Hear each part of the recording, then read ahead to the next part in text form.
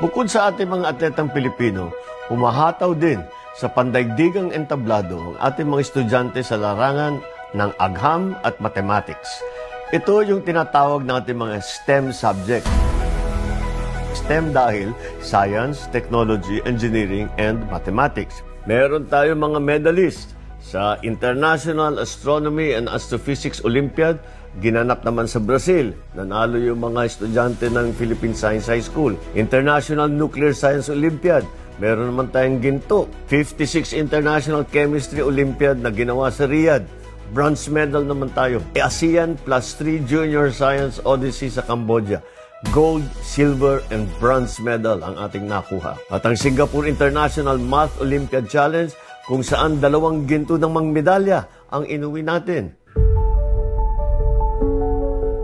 Mahalaga yan dahil ang STEM subjects ang pinakapinagbabasihan ngayon ng lahat ng bagong teknolohiya.